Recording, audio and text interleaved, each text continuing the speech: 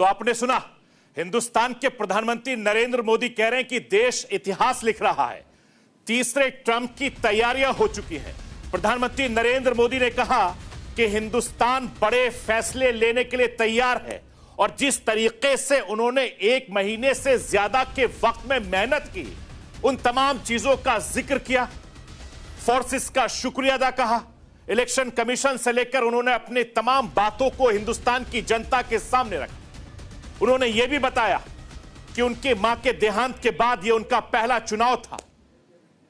जो दर्द उन्होंने देखा उसका जिक्र किया। प्रधानमंत्री नरेंद्र मोदी ने कहा कि हिंदुस्तान की तमाम माताओं बहनों ने उनको जो प्यार दिया, जो इज्जत दी, वो उसको कभी नहीं भूल पाएंगे।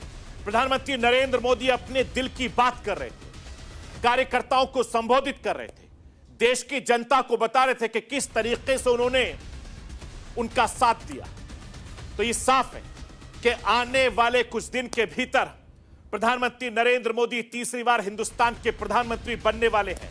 जिस तरीके से उन्होंने अपनी बातों में कहा, अपने जिक्र में कहा कि हिंदुस्तान कड़े फैसले लेने के लिए तैयार है। मैं आपको यह भी बताना चाहता हूं कि लोकसभा चुनाव के नतीजों ने सबको चौंका दिया है, सबको हैरान कर दिया है। लोकसभा चुनाव जीतने भी एग्जिट पोल आए थे, सब एक बार फिर से गलत साबित हुए थे। और राष्ट्र की आवाज के जरिए कल मैंने इसी शो में आपको एग्जिट पोल के 4 आंकड़ों के बारे में दिखाया था और यह बताया था कि एग्जिट पोल भी झूठे होते हैं। 4 लोकसभा के एग्जिट पोल के आंकड़े क्या हुए, कल राष्ट्र की आवाज के जरिए मैंने हिंदुस्तान की 140 करोड़ जनता के सामने रखे थे, जो पूरी तरीके से ये एग्जिट पोल गलत साबित हुए। यानी नतीजे पूरी तरीके से एग्जिट पोल से अलग थे। हालांकि एनडीए ने बहुमत का आंकड़ा पा लिया है, लेकिन 400 पार वाले दावे भारतीय जनता पार्टी के इस समय नहीं चल सके। और हालात यह है कि अब की बार बस नैया पार हो गई है। सहयोगियों के भरोसे रहेगी भारतीय जनता पार्टी की सरकार और सरकार बनाने में भारतीय जनता पार्टी जरूर कामयाब हुई है, लेकिन पिछली बार के मुकाबले बीजेपी को 50 से ज्यादा सीटों का नुकसान हुआ और इस चुनाव में एनडीए गठबंधन और इंडिया गठबंधन के बीच कांटे की टक्कर हुई है, जिसका किसी को अंदाजा नहीं था। कई बड़े मंत्री चुनाव हार गए, बीजेपी के बड़े बड़े नेता चुनाव हार गए और ऐसे में कांग्रेस के कई दिग्गज नेताओं को हार का सामना करना पड़ा। कई नए नेता चुनावी मैदान में उतरे, वो जीत गए। जीत हाथ का अंतर काफी ज्यादा कम भी रहा।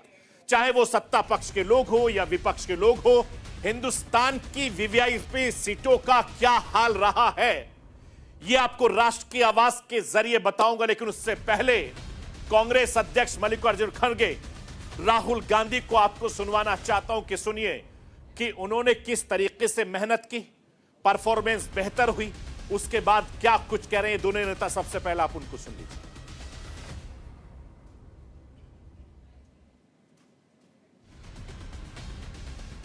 जनता की रिजल्ट है और ये जनता की जीत है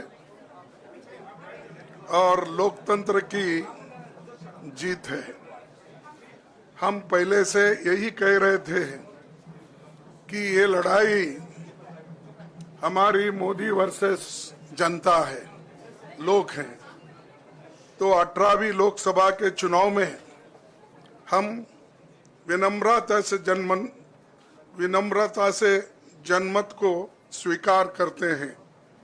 इस बार जनता ने किसी एक दल को पूर्ण बहुमत नहीं दिया, खासकर सत्ताधारी दल भाजपा ने एक व्यक्ति, एक चेहरे के नाम पर वोट मांगा। अब ये स्पष्ट हो गया है कि ये मैंडेट मोदी जी के खिलाफ गया है। ये उनकी राजनीतिक और नैतिक हार है। जो व्यक्ति बार बार अपने नाम से ही हर जगह वोट मांगते थे, उनकी ये बहुत बड़ी हार है और नैतिक दृष्टि से ये तो उनको बहुत बड़ा नुकसान हुआ है। ये चुनाव इंडिया गठबंधन और कांग्रेस पार्टी सिर्फ एक राजनीतिक दल के खिलाफ नहीं लड़ी थी। ये चुनाव हम बीजेपी, एक राजनीतिक दल, हिंदुस्तान के इंस्टीट्यूशंस, हिंदुस्तान का जो पूरा गवर्नेंस का स्ट्रक्चर है, इंटेलिजेंस एजेंसीज, सीबीआई, ईडी, ये सब, आधी जुडिशरी, इन सब के खिलाफ हम लड़े थे, क्योंकि इन सब संस्थाओं को, इन सब इंस्टीट्यूशंस को नरेंद्र मोदी जी ने और अमित शाह जी ने कैप्चर करा, धमकाया, डराया। प्रेस की तो मैं बात करता रहता हूं, आपको मतलब काफी बार कहा है कि आपका भी रोल रहना चाहिए, और उस रोल को काफी लोगों ने किया, काफी लोगों ने खुल के किया, काफी लोगों ने छुप के किया, और आपके इमोशंस कहां थे हमें मालूम है। लड़ाई संविधान को बचाने की थी, कॉन्स्टिट्यूशन को बचाने की थी।